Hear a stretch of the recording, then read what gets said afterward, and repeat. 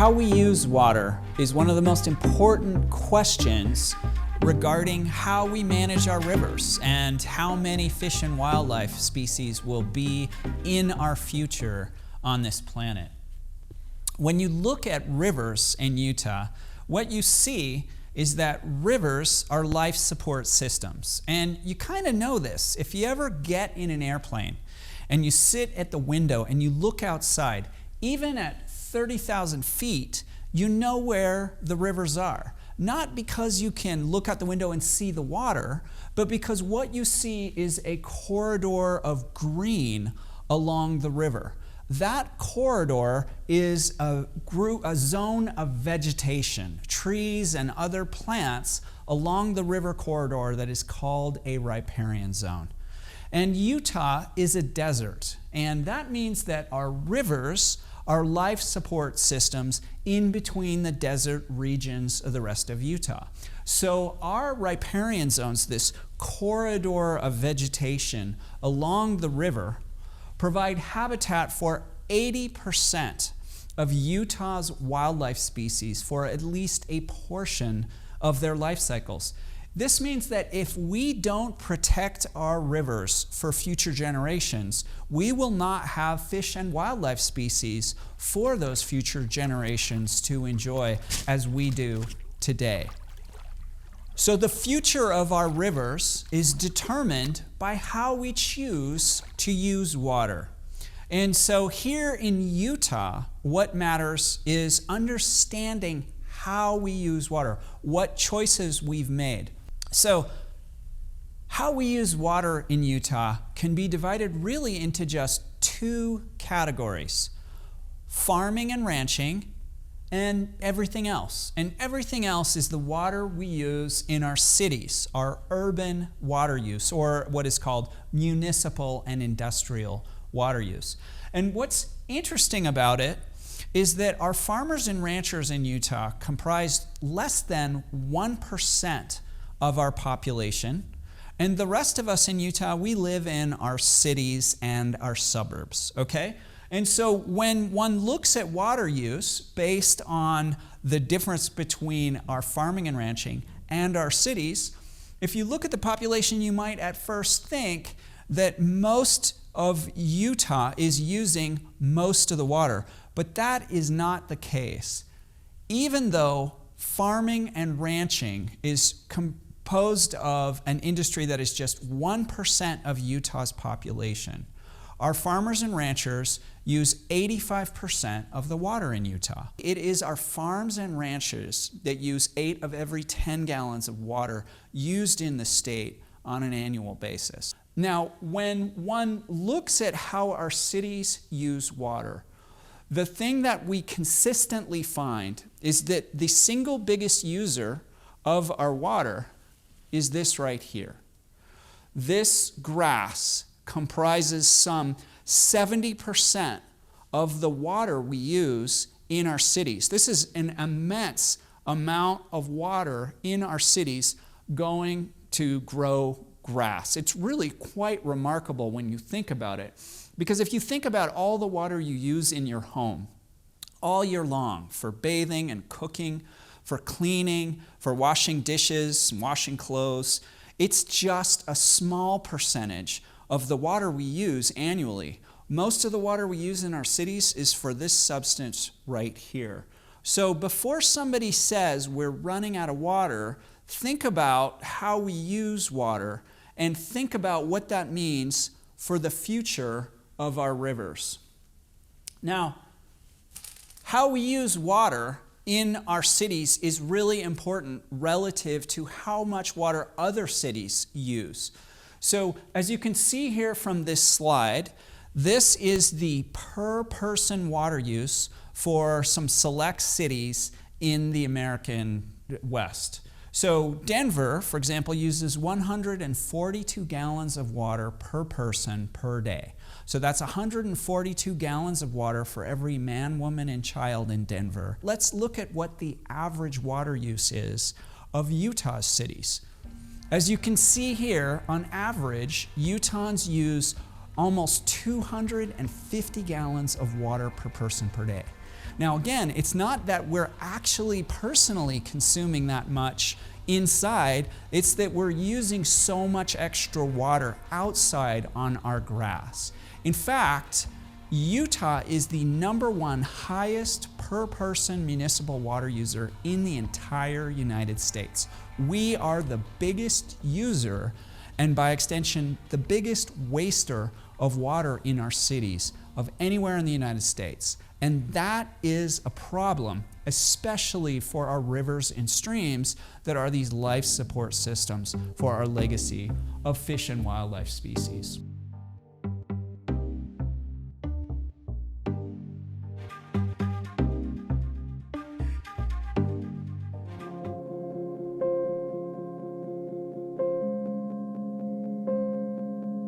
Here is the glorious Bear River. This couple of people kayaking this river.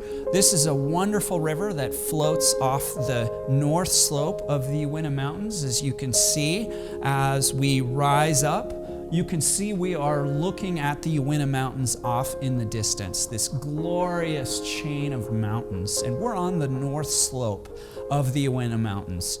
And the Bear River is flowing off of that north slope on its way to Wyoming and Idaho, where it will cross those borders and the Utah borders over 20 times before it ends in the Great Salt Lake.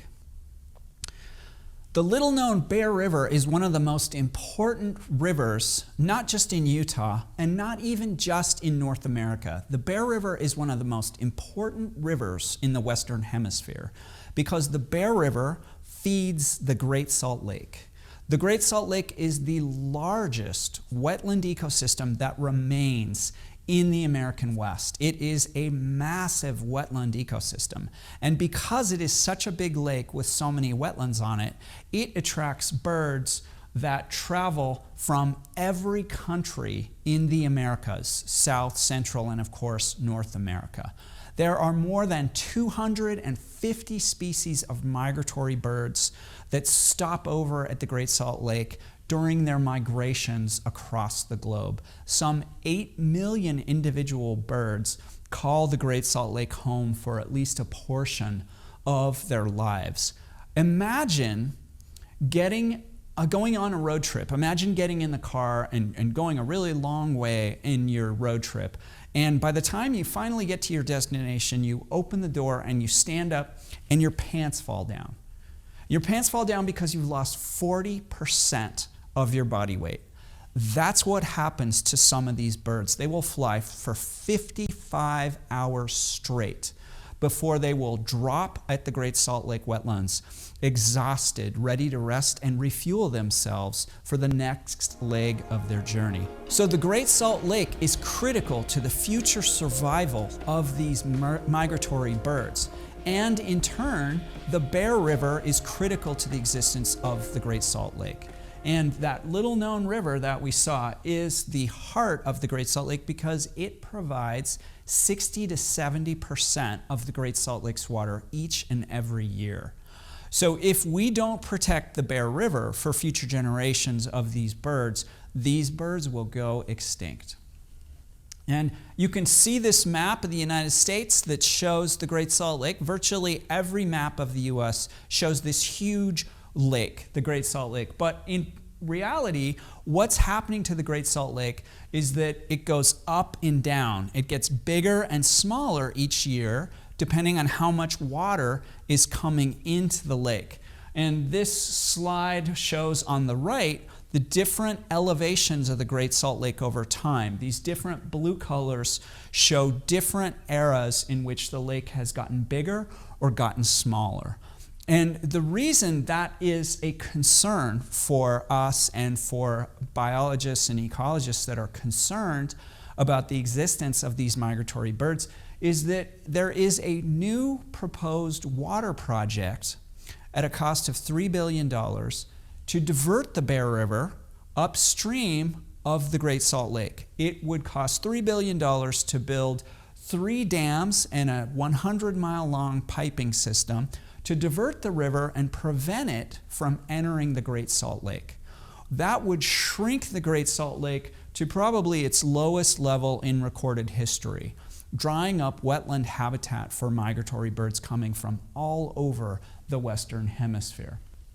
So what you can see here is this wonderful visual showing what the wetlands of the Great Salt Lake, it's showing the existence of these wetlands at the Great Salt Lake. This slide shows the wetlands in and around the Great Salt Lake, and you can kind of see some individual birds resting and refueling and eating bugs, and occasionally there's pelicans that are looking for fish that are on the estuaries of the Great Salt Lake. But unfortunately, if you visit the Great Salt Lake in the last few years, what you see is this. You see dry lake bed with no water, or very little water. You can see off in the distances the Bear River, just this ribbon of water coming down. Because even though that map of North America shows this huge lake, in reality, much of it is dried up. And that's because of the existing water use without this new proposed Bear River development project. If this system of dams and pipelines is approved and constructed, the Great Salt Lake will be smaller, and we will see these dry lake beds more frequently.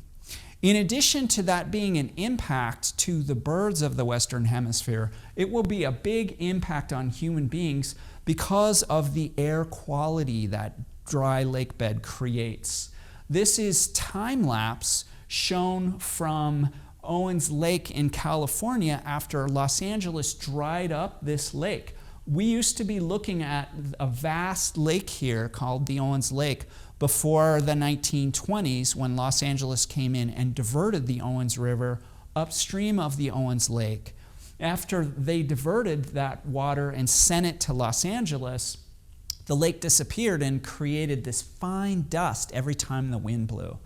We are experiencing these kinds of dust storms already along the Wasatch Front. It's not uncommon to have dust events along the Wasatch Front that are 3 to 4 times as bad of air quality as our worst red air days. And so if we dry up the Great Salt Lake, we can expect a lot more air quality problems from these dry lake bed dusts coming into the air column.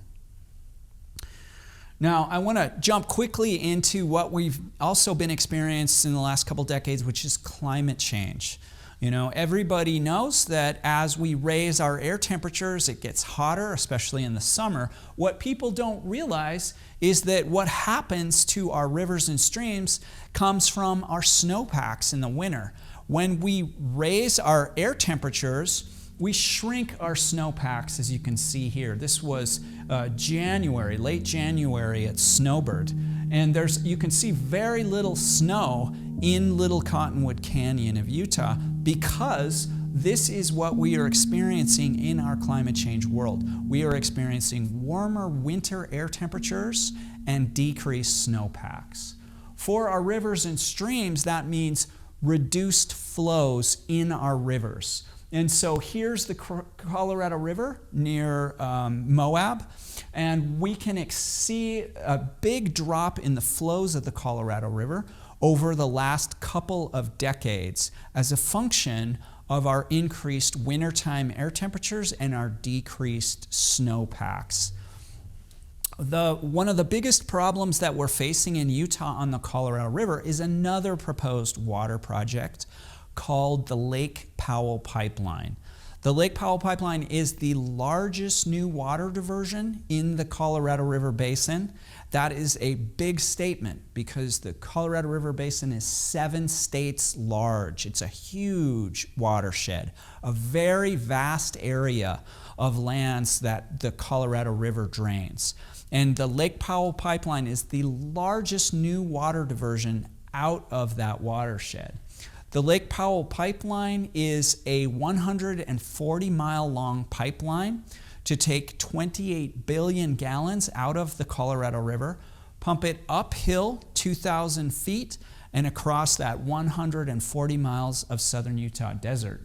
It would deliver that water to a community in southwest Utah known as St. George that already has one of the highest per person water use rates in the United States.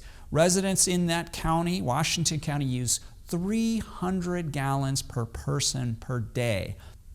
And when it comes to climate change on the Colorado River, you can see quite clearly the impacts by visiting Lake Powell. So here is a historic photo of Lake Powell at Height, Utah, which was a marina where one could launch their boat into Lake Powell. And so this photo is probably about 20 years old, but that is not what it looks like today if you visit it. If you visit it today, this is what Lake Powell looks like at this location. You can see there's just this ribbon of the Colorado River, and the lake is gone. That lake is gone because our snowpacks are declining in the Colorado River Basin. If you zoom in a little bit, if you look at this red dot here, that is the boat ramp where one could previously launch their boats at Lake Powell. Let's just look at what that's like today. This is what that boat ramp looks like today. And that is a big problem for us that depend on the Colorado River for our drinking water, for our farms, for our ranches, and for all the residents downstream in large cities like Las Vegas and Phoenix and Tucson and San Diego and other communities that use Colorado River water to exist. And so this is what we can expect for the 21st century, is a drier century compared to what we observed in the 20th century.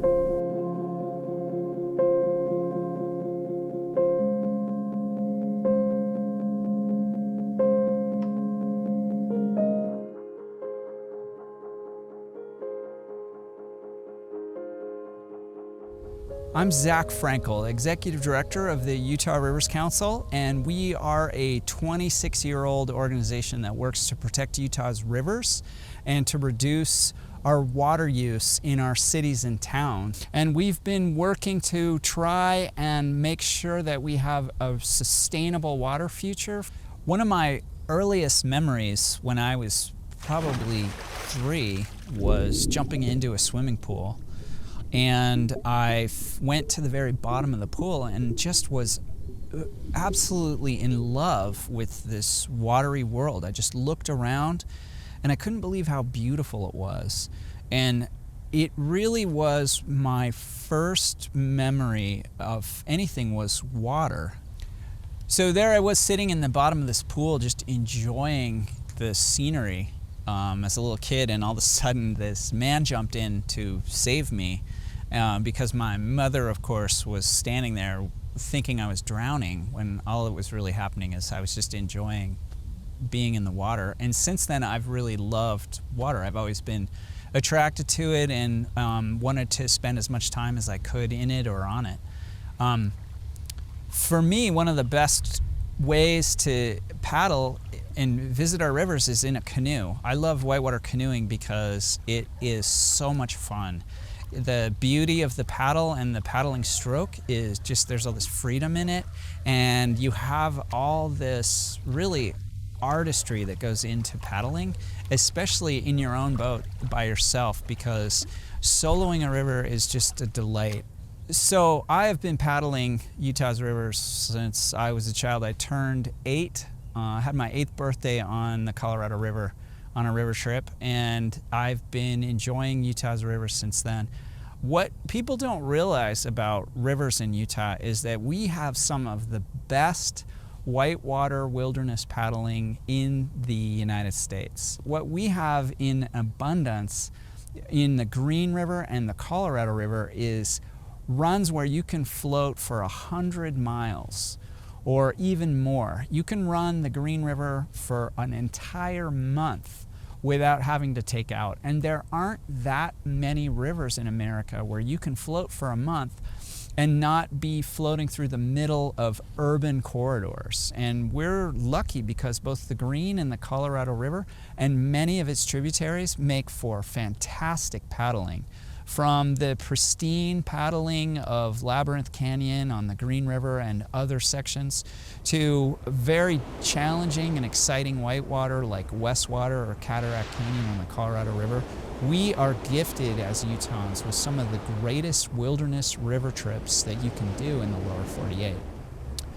One of the greatest things about paddling, besides all the adrenaline and fun with rapids, is that it is a corridor of life. And so it's a way to view wildlife along the river corridor, no matter where you float. You'll see everything from deer, elk, moose, desert bighorn. You'll see cougar if you're lucky. You'll run into black bears. You'll see just an amazing myriad of diversity of migratory birds almost any river you float on. And so we'd love to see more Utahns get into the experience of paddling the rivers, because it's not only gorgeous, but it's a wonderful way to de-stress from our urban lifestyles.